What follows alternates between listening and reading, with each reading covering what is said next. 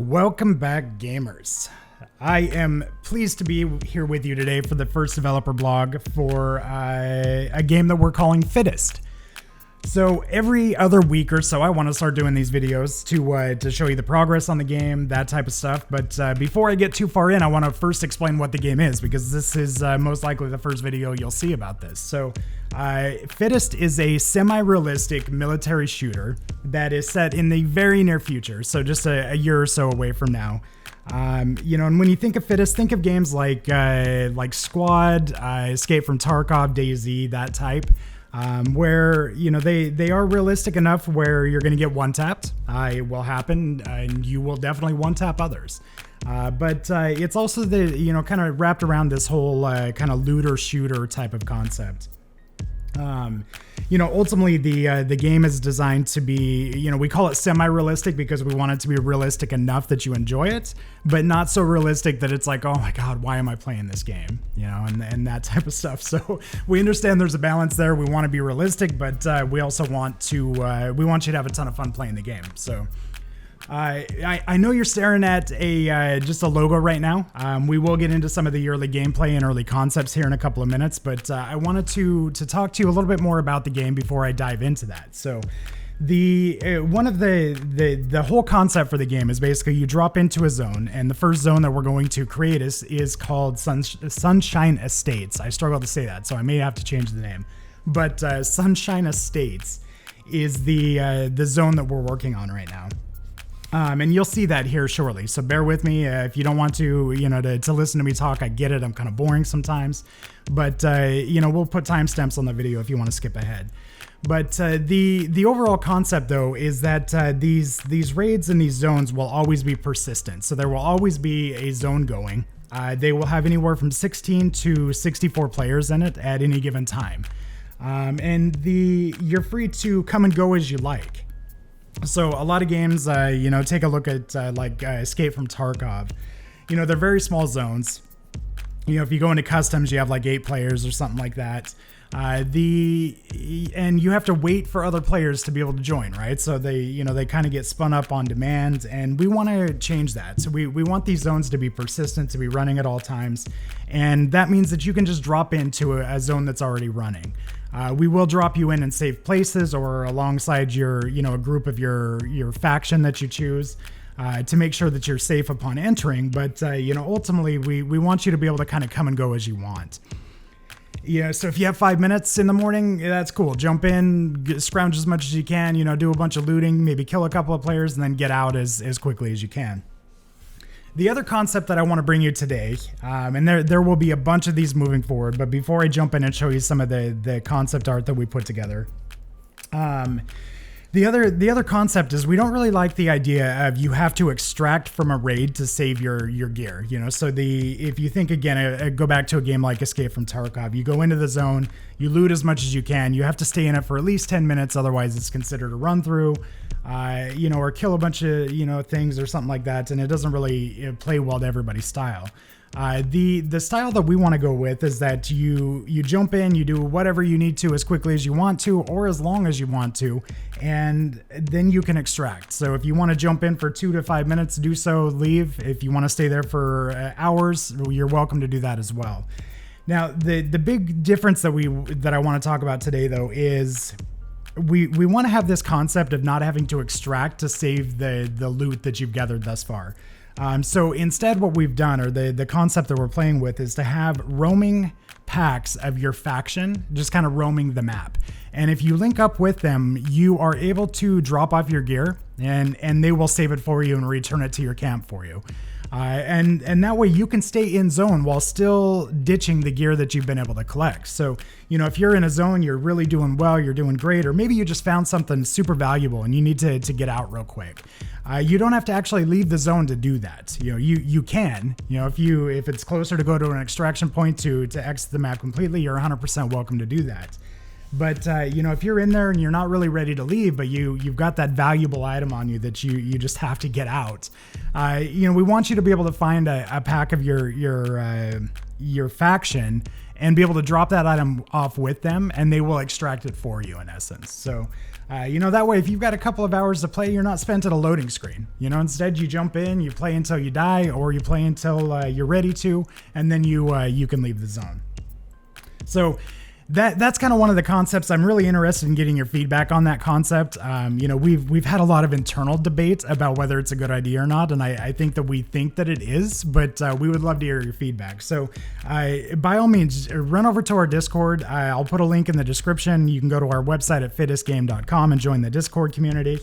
We are in the very early stages of this, so we're trying to grow. We're trying to bring things on and get things up to speed. But we are fully funded. So right now, everything that we've done thus far has been internally funded.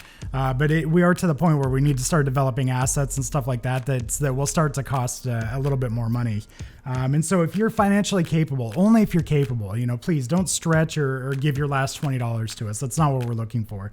If you're in a position where you're willing to support the game and you can support the game, head over to our Patreon page, take a look at that. If you just want to pick up some merchandise, you can definitely do that. We've got a lot of cool stuff. We think our logo looks great on mugs and mouse pads and shirts and hoodies and whatnot. So, head over, take a look at that, and support the game that way if you can. But all of the key links will be down there. I don't want to talk anymore. I want to get you into some of the Sunshine Estates gameplay here.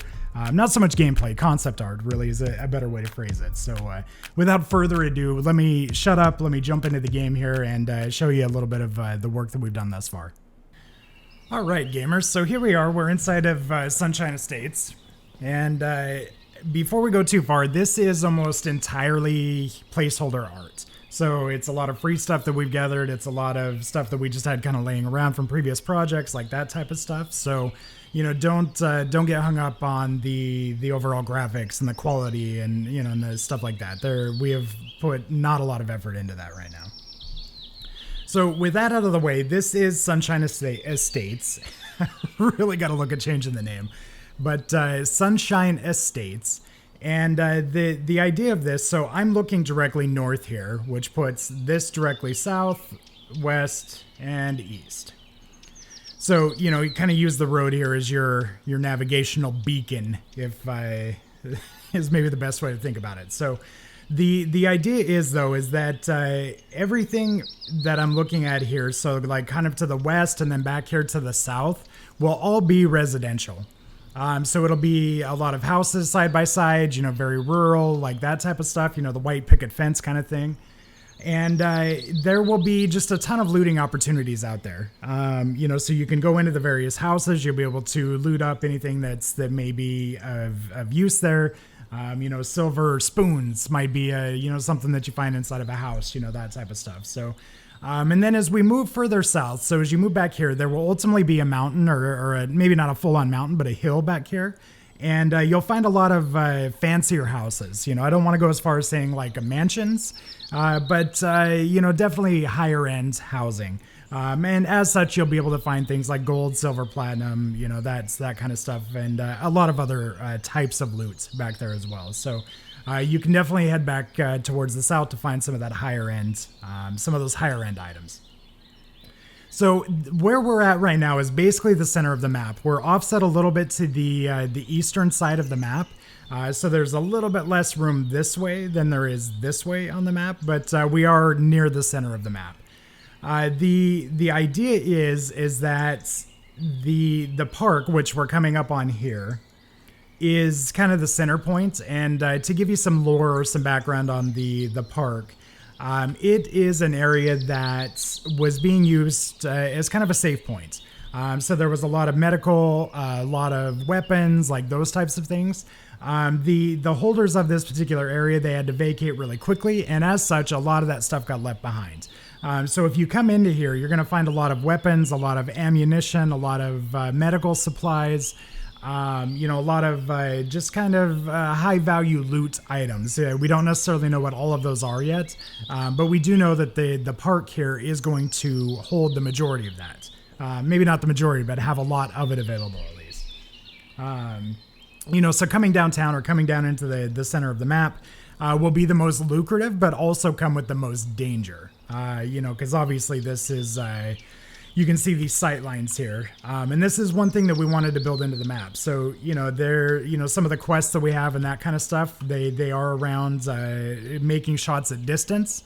Or identifying subjects and that kind of stuff. So we want to make sure that there are sight lines, but then also plenty of places to take cover if you need to. These right now you can't get into these houses. We've put them more as a kind of placeholder art, and they are much too big. They will be scaled down considerably, and you'll see probably 5 to 8 of these per city block now. And then same thing on the backside. So we'll make it a little bit more realistic as far as the sizes and the amount of houses and whatnot. But you can see that as you come in here, this was kind of barricaded off, and that was the goal that we had of this. But you'll be able to kind of jump up on some of this stuff, be able to jump over it depending on the heights.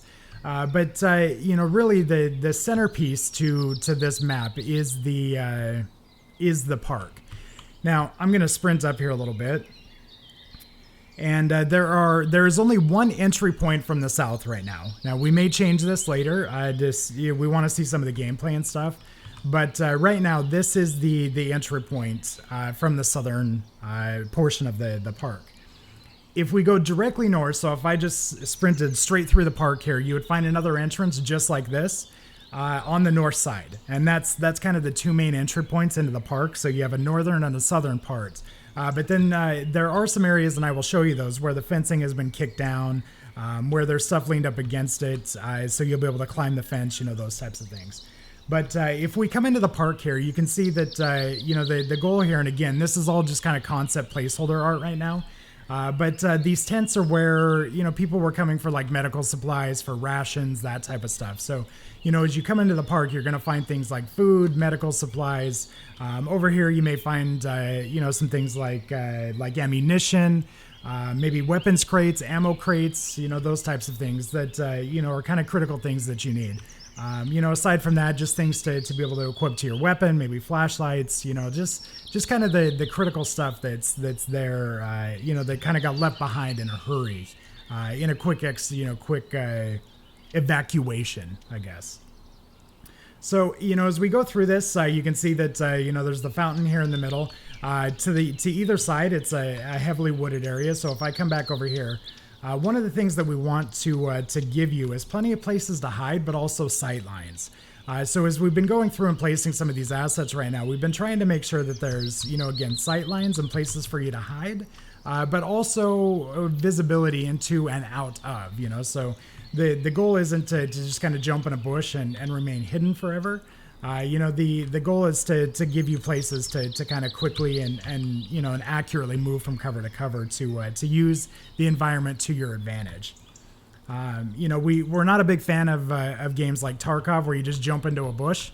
One, it's not realistic. Like, I've never seen anybody ever be able to jump into a bush and just go fully concealed. So that's not really what we're after here. But, we do want you to be able to use the environment to your advantage, and sometimes to your disadvantage.